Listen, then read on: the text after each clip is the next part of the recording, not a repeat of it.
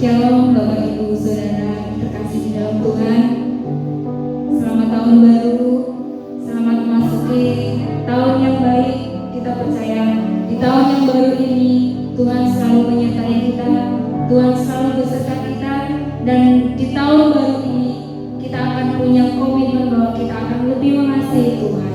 Dan kita percaya apapun yang terjadi dalam hidup kita, Tuhan selalu menyertai. Amin. Mari kita mempersiapkan hati kita mau masuk dalam hadirat Tuhan. Bapak, kami mengucap syukur buat segala kebaikan ya Bapak.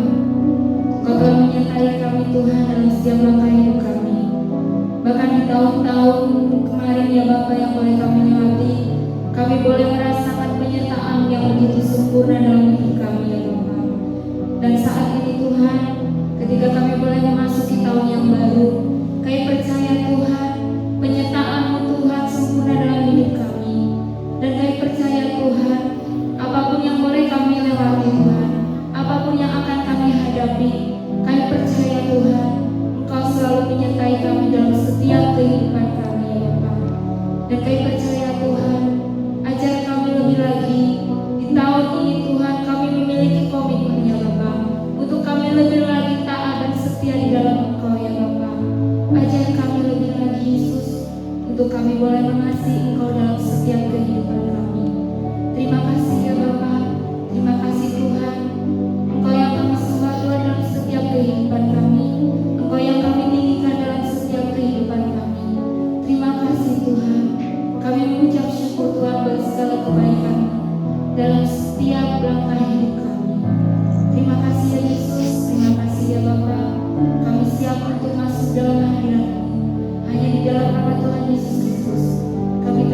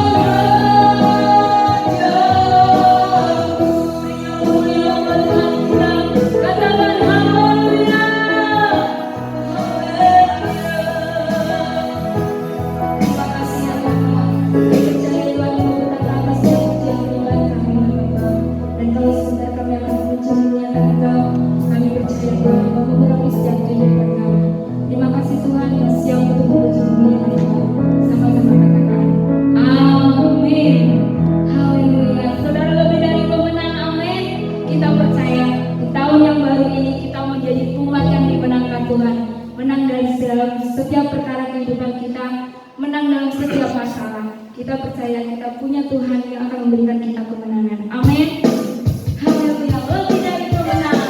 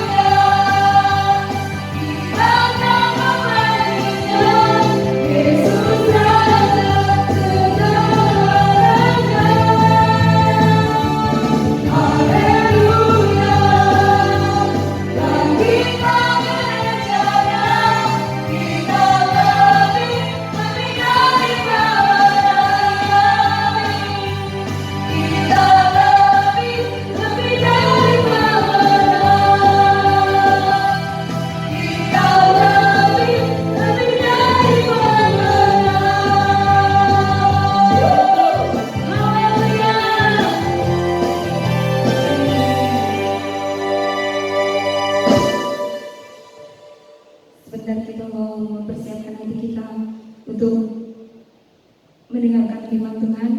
Mari kita berdoa, kita masukkan hati kita. Terima kasih ya Bapa, kami bersyukur Tuhan buat segala kebaikan-Mu ya Bapa.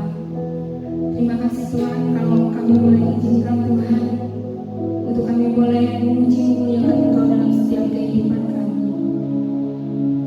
Dan kami percaya Tuhan, kalau kami boleh melewati hari-hari kami ya Bapa, kami percaya Tuhan kami tidak akan takut karena Engkau beserta kami dalam setiap kehidupan kami.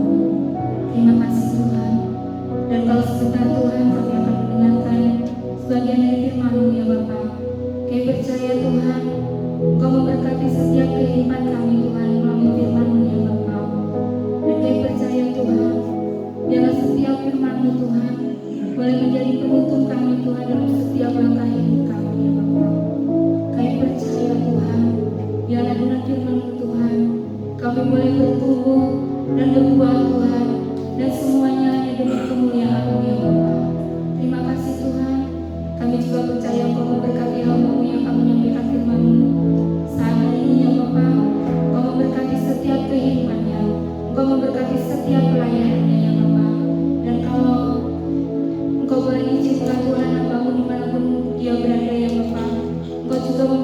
Dia Tuhan. Terima kasih Tuhan, kami percaya Tuhan Engkau mengurapi Tuhan hamba-Mu ini ya Bapa. Biarlah setiap firman yang beliau sampaikan Tuhan, kami percaya Tuhan itu semuanya daripada-Mu ya Bapa. Terima kasih Yesus, kami siap mendengarkan firman-Mu Tuhan. Haleluya. Amin.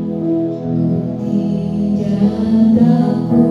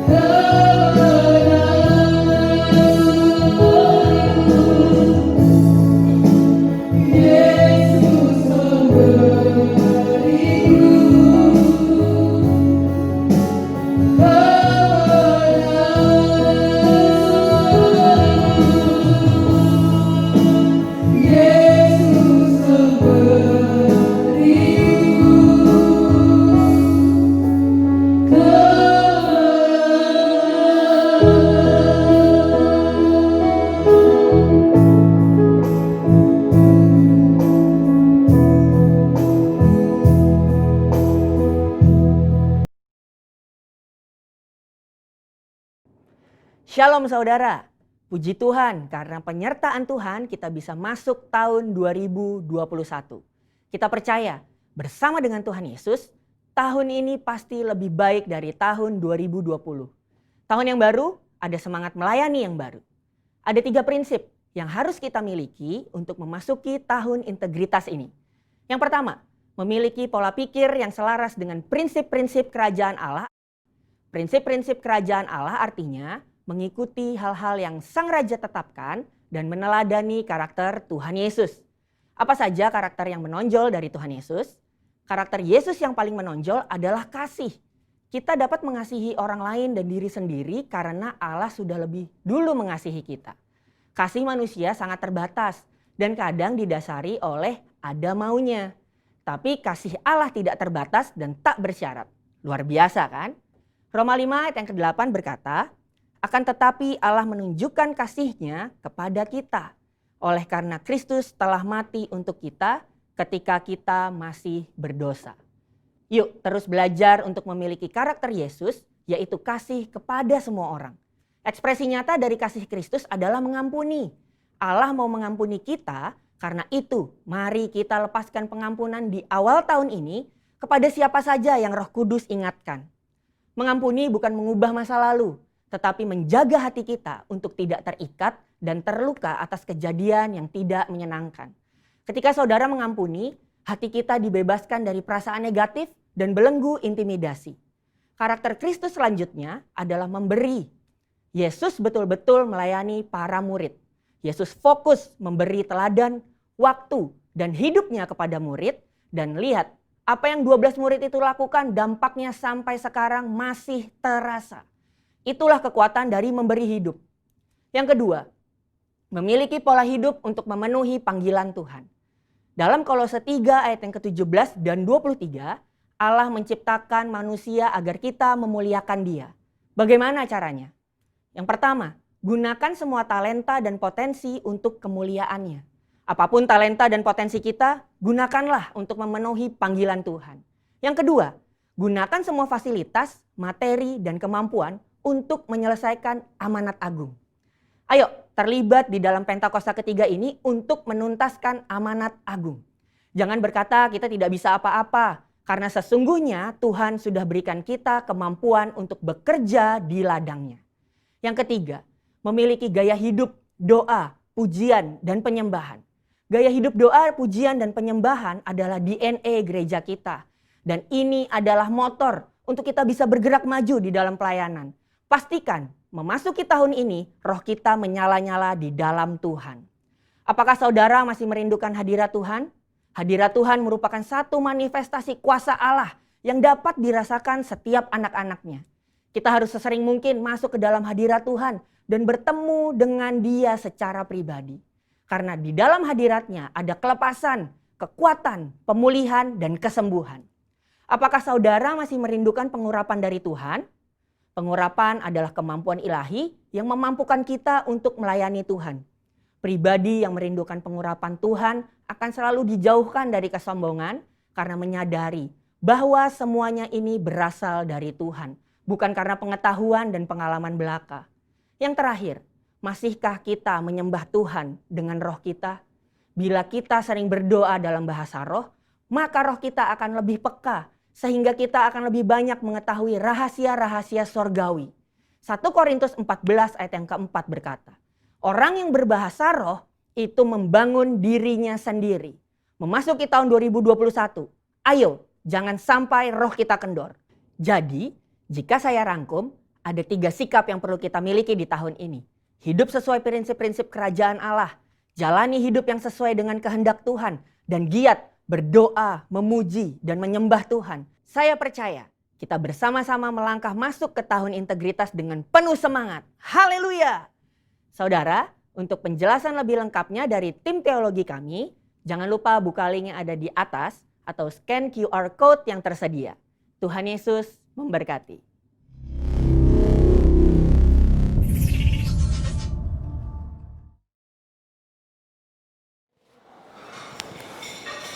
Oke, baik, shalom. Hari ini tanggal 3 Januari, hari Minggu tahun 2020. inilah minggu pertama di tahun 2021 ini. Saya percaya bahwa inilah di minggu pertama ini kita akan menikmati berkat Tuhan sepanjang tahun 2021. Tentunya pertama-tama saya mengucapkan selamat tahun baru. Biar di tahun baru tahun 2021 ini Tuhan memberkati kita berlimpah, limpah, dan limpah. Baik, pada hari ini kita akan sama-sama kembali belajar firman Tuhan untuk melanjutkan firman Tuhan di tahun kemarin. Itu minggu yang lalu, bahwa ayat firman Tuhan diambil dari 2 Raja-Raja pasal yang keempat, ayat 1 sampai dengan ayat yang ke-7. 2 Raja-Raja pasal yang keempat, ayat yang pertama sampai dengan ayat yang ke-7. Saya akan bacakan buat kita semuanya. Mari Bapak Ibu yang dikasihi oleh Tuhan, dimanapun kau berada, mari kita sama-sama buka Alkitab kita, aplikasi Alkitab, supaya ketika kita membaca firman Tuhan, saya percaya ada kuasa Tuhan, ada berkat Tuhan ketika kita membaca firman Tuhan. Firman Tuhan dari 2 Raja-Raja pasal yang keempat, ayat yang pertama sampai dengan ayat yang ke-7. Demikianlah firman Tuhan. Salah seorang dari istri-istri para nabi mengadukan halnya kepada Elisa sambil berseru, "Hambamu suamiku sudah mati, dan engkau ini tahu bahwa hambamu itu takut akan Tuhan. Tetapi sekarang penagih hutang sudah datang untuk mengambil kedua orang anakku menjadi budaknya." Jawab Elisa kepadanya, "Apakah yang dapat ku perbuat bagimu? Beritahukanlah kepadaku apa yang kau punya di rumah." Berkatalah perempuan itu, "Hambamu ini tidak mempunyai sesuatu apapun di rumah, kecuali sebuah buli-buli berisi minyak."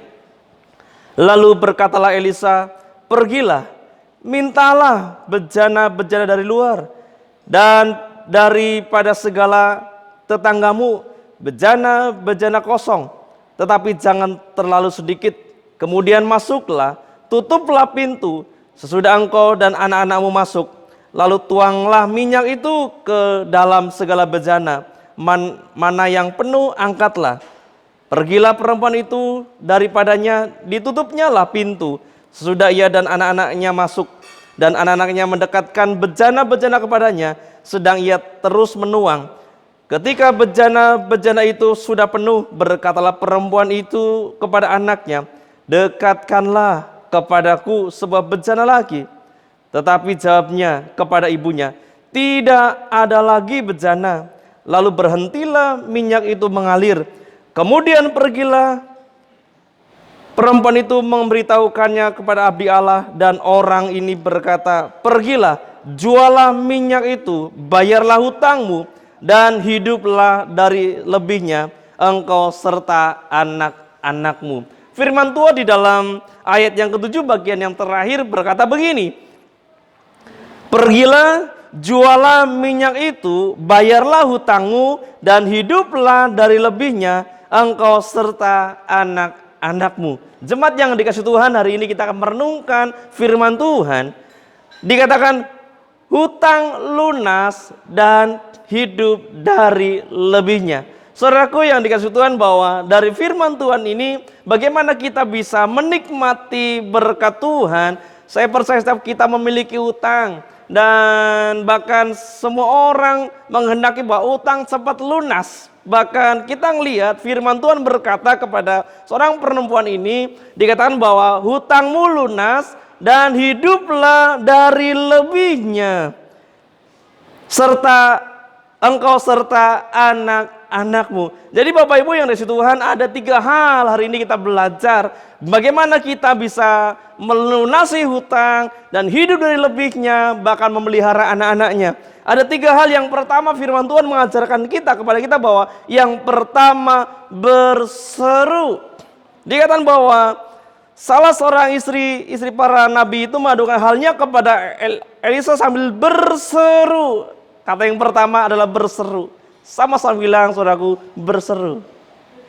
Yang kedua, dikatakan begini, "Hambamu suamiku sudah mati, dan engkau ini tahu bahwa hambamu itu takut akan Tuhan.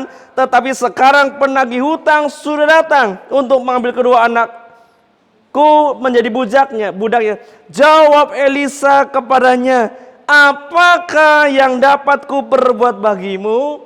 Elisa menjawab begini, kata firman Tuhan. Apa yang dapat ku perbuat bagimu? Jadi bagaimana kita bisa menikmati berkat Tuhan di sepanjang tahun 2021 ini, bahwa kita diberkati oleh Tuhan. Yang pertama harus berseru kepada Tuhan, yang kedua kita harus berbenah diri, introspeksi diri kita. Bahwa Elisa berkata bahwa apakah yang dapat ku berbuat bagimu? Beritahukanlah kepadaku apa yang kau punyai di rumah. Jadi kita harus introspeksi apa yang ada dalam kehidupan kita. Dan yang ketiga, bahwa dikatakan kemudian masuklah, tutuplah pintu sesudah engkau dan anak-anakmu masuk, lalu tuanglah minyak itu ke dalam segala bejana, mana yang penuh angkatlah. Lalu pergilah perempuan itu daripadanya, ditutupnyalah pintu sesudah ia dan anak-anaknya masuk, dan seterusnya. Jadi bagaimana kita menikmati 3B supaya hidup kita bisa hutang lunas, hidup diberkati dari lebihnya. Yang pertama berseru, yang kedua berbenah diri atau introspeksi diri kita, dan yang ketiga bergerak, saudaraku. Dalam ayat yang ketiga dengan jelas, lalu berkata Elisa, pergilah, mintalah bejana-bejana dari luar daripada segala tetanggamu, dan bejana-bejana kosong, tetapi jangan terlalu sedikit. Bergerak. Mari kita lihat satu persatu bahwa dalam kehidupan kita, bahwa setiap kali mengalami persoalan, mengalami masalah dalam kehidupan kita, marilah kita berseru kepada Tuhan. Karena Tuhanlah tempat jawaban untuk kita berseru, untuk mengadukan kita kepada Tuhan. Saya percaya dalam setiap kehidupan kita, bahwa banyak persoalan, banyak masalah. Bersyukur kalau kita punya persoalan masalah, kita berseru kepada Tuhan. Tapi alangkah malangnya ketika kita mengalami persoalan, mengalami masalah, justru menjauh dari Tuhan. Oleh karena itu, bahwa dalam kehidupan kelompok kita, gereja kita, bahwa di penekanan bahwa doa adalah sarana yang sangat penting dalam kehidupan kita.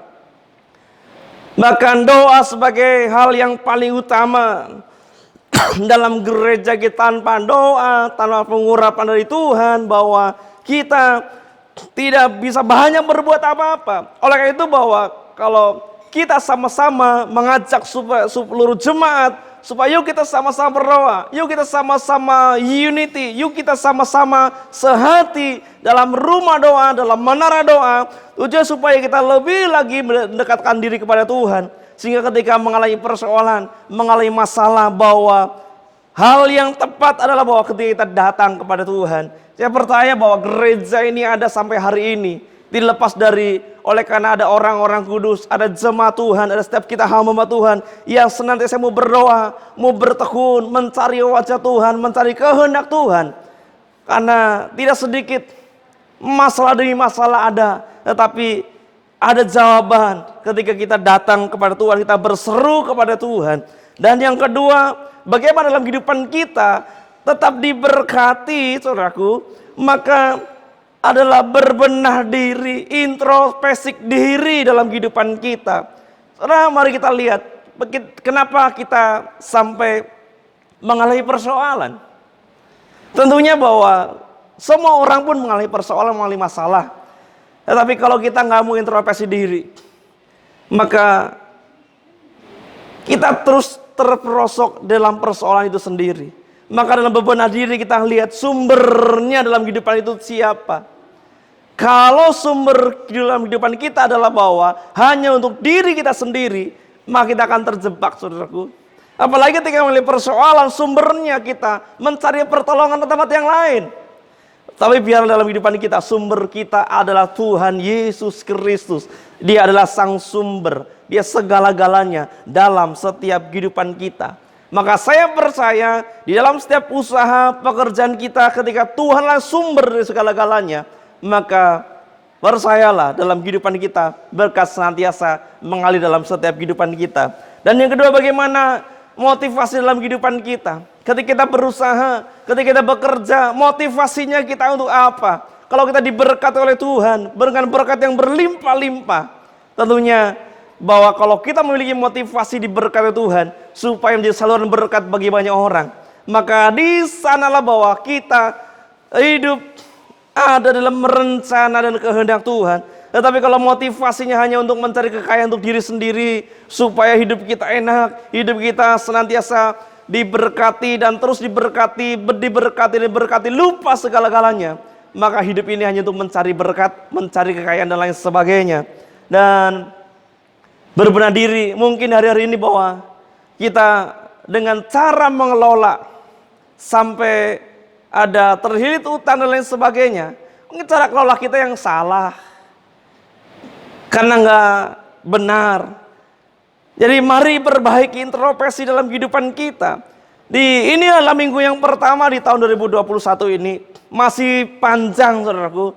Kita bisa berbenah diri dalam kehidupan kita. Kalau di tahun yang lalu mungkin banyak persoalan, banyak masalah dalam kehidupan ekonomi kita, dalam keluarga, dalam perusahaan, dalam usaha. Introspeksi diri. Kita percaya bahwa di tahun-tahun yang akan datang, bahwa berkat Tuhan akan melimpah dalam setiap kehidupan kita.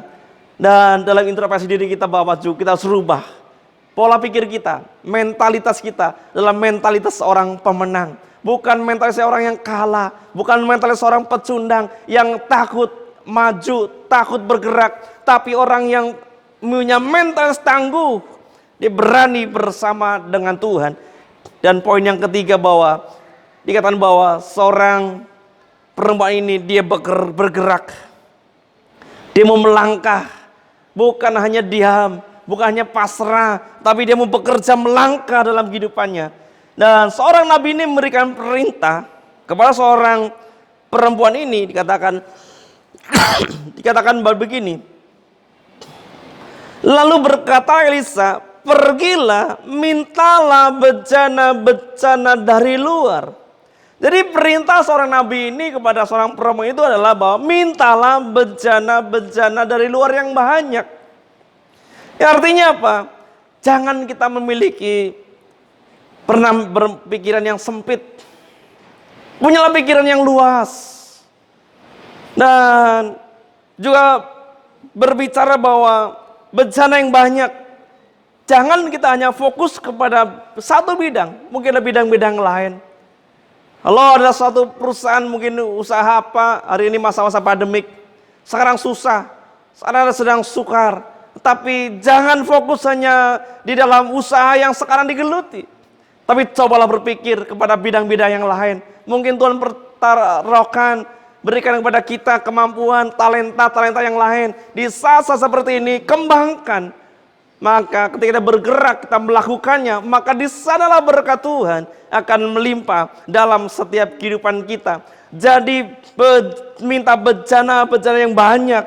Itu artinya bahwa fokusnya bukan hanya satu, tapi mulai kembangkan kreativitas kita, kemampuan kita yang hari-hari ini mungkin kita memiliki kemampuan-kemampuan nggak pernah dipergunakan.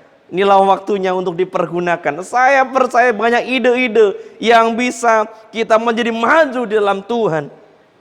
Dan Nabi ini berkata, selain minta bejana-bejana dikatakan, kemudian tutuplah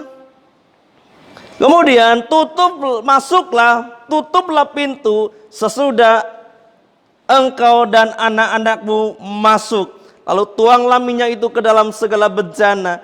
Jadi Nabi Allah ini yang pertama memberikan perintah supaya minta bejana-bejana yang banyak. Yang kedua, tutup pintu. Ini berbicara kepada kita supaya mana tutup masa lalu yang salah, masa lalu yang tidak benar, tutup semuanya. Dan juga tutup, jangan malu mengakui kesalahan-kesalahan yang lalu. Mungkin tutup gaya hidup yang lalu, yang gak sesuai, yang asal sembrono. Dan juga mari kita rubah. Kalau dulu salah kelolanya salah, kita harus rubah. Tutup yang lalu dengan kelola cara yang benar, dengan cara yang sesuaikan dengan hari-hari ini. Saya percaya bahwa ketika seorang perempuan ini dia mau menutup pintu, mulai bekerja. Ketika dia harus pergi ke tetangganya, Itu artinya bahwa dia mulai membereskan hubungan-hubungan yang lalu, yang pernah gagal, tetapi boleh datang. Dia menyelesaikan di situ semuanya. Dan ternyata yang ketiga yang diminta, diperintahkan seorang nabi adalah bahas. Yang pertama minta bencana-bencana yang banyak, yang kedua tutup pintu, dan yang ketiga adalah tuang minyak. Jadi kita tahu bahwa buli-buli itu kecil, sedangkan bencana itu besar. Dari segi takaran pun, kualitasnya bukan kemampuan daya tampungnya pun buli-buli kecil, sedangkan bencana itu besar. Dari yang kecil tempat kecil diberikan yang besar. Mungkin bencana yang satu dulu penuh, setelah satu yang kedua penuh lagi, dan seterusnya sampai yang terakhir. Ini berbicara tentang apa? Berbicara berserah kepada Tuhan, melangkah dengan iman. Karena nggak mungkin dari hal yang kecil bisa tuangan yang besar. Secara logika manusia sekarang adalah bahwa yang bisa dari yang besar, kapasitas yang besar kepada yang kecil. Tetapi ini dari yang kecil diberikan kepada yang besar dan ada lebih dari satu. Itu hal yang mustahil. Tetapi bagi Tuhan, kalau Tuhan sudah berkehendak, Tuhan sudah memerintahkan, maka lakukanlah dengan setia, dengan taat. Saya ngajak setiap kita, mari tahun 2021 ini ke depan, bahwa Alkitab pun mencatat hari-hari bukan semakin baik, hari semakin sulit, semakin sukar. Tapi bagi orang yang percaya kepada Tuhan, orang yang mengenalkan Tuhan, tidak mengenal masa-masa sulit, sukar apapun, karena berkat Tuhan selalu mengalir dalam setiap kehidupan kita. Kan lagi, pergilah, jualah minyak itu, bayarlah hutangmu, dan hiduplah dari lebihnya engkau serta anak-anakmu. Ini boleh berbicara bahwa dalam kehidupan kita, hidup dari lebihnya engkau serta anak-anakmu. Ini artinya bahwa pemeliharaan Tuhan bukan hanya untuk dirinya, tapi buat keluarganya. Maka ketika selebihnya itu dikelola, dihidupi dengan baik-baiknya, maka bukan hanya untuk sesaat, tapi ketika cakap mengelolanya dengan baik, ketika Tuhan memberkati kehidupan kita dari hal yang kecil, dikelolanya dengan tanggung jawab, dengan hikmat Tuhan, dengan cara kelola yang baik, maka bukan hanya anak-anaknya, tetapi sampai keturunan pun, saya percaya kita akan menikmati berkat yang daripada Tuhan. Dan biarlah perenungan firman Tuhan pada pagi hari ini mengingatkan kita semuanya bahwa waktu-waktu boleh berubah, situasi boleh berubah. Dan kita tahu bahwa pandemik COVID-19 kapan berakhir kita tidak tahu. Dunia sedang berubah, tapi yang kita percaya firman Tuhan tidak pernah berubah, dahulu, sekarang, sampai selama-lamanya. Dunia boleh sukar, boleh semakin ruwet, tetapi anak-anak Tuhan, orang percaya yang selalu mengenalkan Tuhan, ada berkat yang Tuhan sudah sediakan bagi setiap kehidupan kita. Dan ketika kita dapat dipercaya untuk mengelola dengan baik, maka sepanjang tahun ini dan seterusnya, Tuhan akan menyertai setiap kehidupan kita. Dan hamba berdoa di dalam nama Tuhan Yesus, memberkati ya Tuhan. Dan ada yang sakit, Tuhan berikan kesembuhan. Ada yang beban berat, Tuhan angkat bebannya. Ada yang putus pengharapan, Tuhan berikan pengharapan yang baru. Dan inilah diri awal yang baru, awal yang baik. Maka ketika kami menginjakkan kaki kami di tahun yang baru ini, di dalam nama Tuhan Yesus, maka sepanjang tahun kami umat-Mu boleh menikmati tuntunan-Mu, menikmati janjinya, dan dipakai oleh Engkau lebih lagi Tuhan untuk kemuliaan nama-Mu Tuhan. Terima kasih, dan biarlah terimalah rahmat berkat anugerah daripada Allah Bapa di surga, kasih sayang di dalam anak yang tunggal Yesus Kristus, serta pengurapan dari kuasa Roh Kudus yang menghidupkan saudara mulai saat ini sampai selama-lamanya. Di dalam berkat nama Tuhan Yesus Kristus, yang percaya bersama kita berkata amin.